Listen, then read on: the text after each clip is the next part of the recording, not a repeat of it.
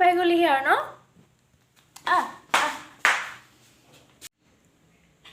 এইটো যে দেখিছে আপোনালোকে ই আমাৰ ঘৰ নহয় আচলতে ৰাতিপুৱাই আমাৰ ঘৰলৈ বিস্কুট খাবলৈ আহে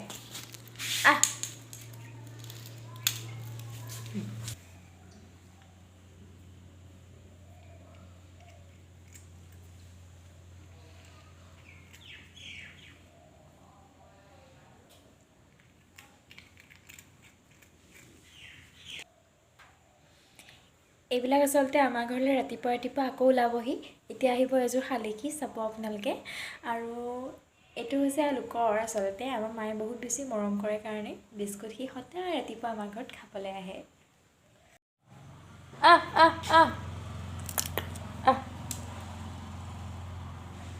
দেখিছেনে কি ধুনীয়াকৈ আহিছে আচলতে এই শালিকিযোৰৰো এটা কথা আছে অহাৰ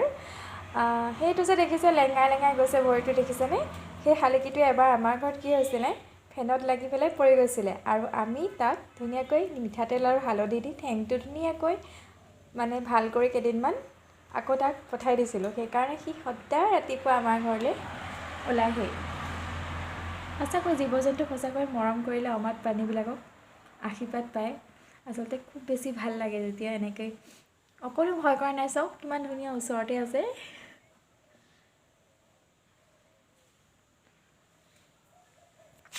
কি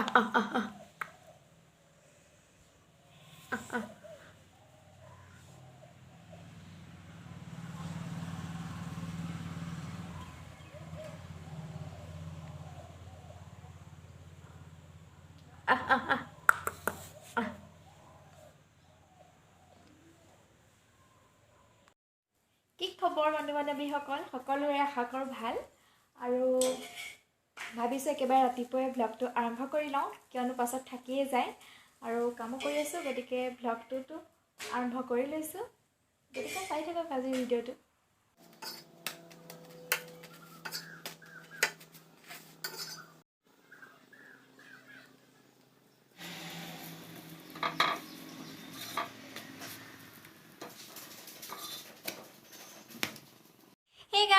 welcome back to my Assamese blog अन्य এটা ব্লগ লৈ মৰ্নিং কি আপোনালোক সকলোকে স্বাগতম জনাইছো আৰু আৰম্ভ কৰিবলৈ লৈছো মোৰ আজিৰ ব্লগটো আৰু আপোনালোকক প্ৰথমে বহুত সৰি কিয়নো মই বহুত দিন আপোনালোকৰ ওচৰত ব্লগ আগবঢ়াই দিবই পৰা নাই আসলতে ব্লগত লাগি থাকিলে বাকি কামবোৰ নহয় এখানে ব্লগ বনাবলৈ একেবাৰে সময় পোৱা নাই আৰু আজি ব্লগটো আৰম্ভ কৰিছো আজি দিনটো আমি কেনেদৰে পাৰ কৰো আপোনালোকক মই তাকে দেখাম গতিকে চাই থাকক ব্লগটো আৰু একেবাৰে শেষত ব্লগটো চাই কেনে লাগিল জনাবলৈ মোক নাপাহৰিব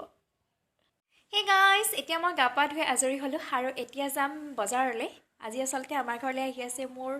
স্পেশাল গেষ্ট কোন আহি আছে আপোনালোকক দেখা থাকিবলৈ চেষ্টা কৰিম গতিকে চাই থাকক ভিডিঅটো Hey guys, এতিয়া আছো পাকঘৰত ৰন্ধা বঢ়া কৰি আলহী পালেহিয়ে আগফালে আছে আপোনালোকক চিনাকি কৰাই দিবলৈ সময় পোৱা নাইকিয়া এফালে বনাই আছো ডাংবডি ভাজি আৰু এফালে চিকেন হৈ গৈছে বনাই আৰু অকণমান পাছত আগফালে যাম আৰু মোৰ ফ্ৰেণ্ড কিজনীৰ লগত চিনাকি কৰাই দিম কোন ফ্ৰেণ্ড আজি আহিছে চাই থাকক ভিডিঅ'টো Hey guys, এয়া হৈছে মোৰ বান্ধৱী পল্লৱী আৰু সেয়া হৈছে কৰবী আৰু এইফালে এজনী আছে দীপালি কোৱা এতিয়া মুখখন দেখাই দিছোঁ আকৌ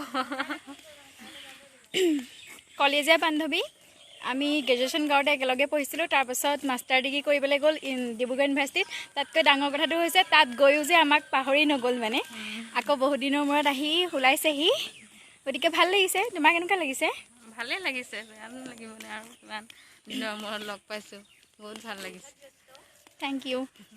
কৈ দিয়া ঘৰ চিনাকিটো দি দিয়া ইয়াত চিনাকিটো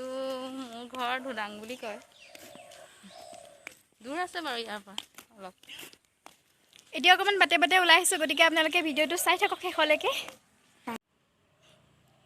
সেইফালে দেখিছেনে লগৰকেইজনী ফটো মৰাত ব্যস্ত বান্ধৱীৰ সৈতে তোলা কেইখনমান ফটো শ্বেয়াৰ কৰিছে ইয়াতে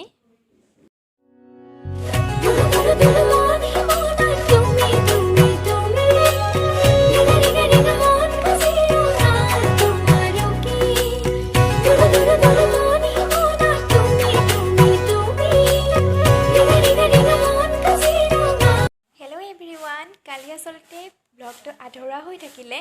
আৰু মোৰ ফ্ৰেণ্ড কেইগৰাকীমান আহিছিলে আপোনালোকৰ লগত চিনাকি কৰাই দিছোঁৱেই আৰু তেওঁলোকৰ লগত আচলতে কথা বতৰা পাতি থকাৰ কাৰণে মই ব্লগটো আধৰুৱা হৈ থাকিলে সেইকাৰণে মই আজিলৈ থৈ দিলোঁ আৰু জানেই নহয় লগৰবিলাক যেতিয়া বহুত দিনৰ মূৰত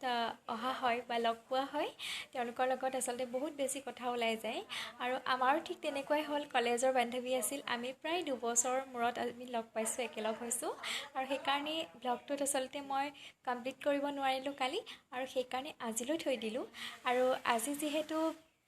আৰম্ভ কৰিম বুলি ভাবিছোঁ আৰম্ভণিতে আপোনালোকক এটা মই ছালৰ যতনৰ টিপছ দিব বিচাৰিছোঁ আচলতে ব্লগটো বনোৱাৰ সময়ত মই ভাবোঁ যে আপোনালোকৰ আগত কিবা এটা মই দিব বিচাৰোঁ আৰু সেইকাৰণে লৈ আহিছোঁ ছালৰ যতন বলকচোন তেতিয়াহ'লে যাওঁ আমি ছালৰ যতনটোৰ কাৰণে আজি আমাক কি প্ৰয়োজন হ'ব চাই লওঁ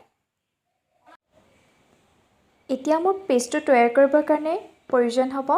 এচামুচ এল'ভেৰা জেল মই ঘৰতে থকা এল'ভেৰা দুখিলা পাত ছিঙি লৈছোঁ আৰু তাৰ পৰা জেলটো মই উলিয়াই লৈছোঁ আৰু ইয়াৰ পাছত আমাক প্ৰয়োজন হ'ব এচামুচ কোকোনাট অইল আৰু ইয়াতে দিছোঁ মই আধা চামুচ বেবী ক্ৰীম আৰু এতিয়া এইখিনি মই ভালদৰে মিক্সিং কৰি ল'ম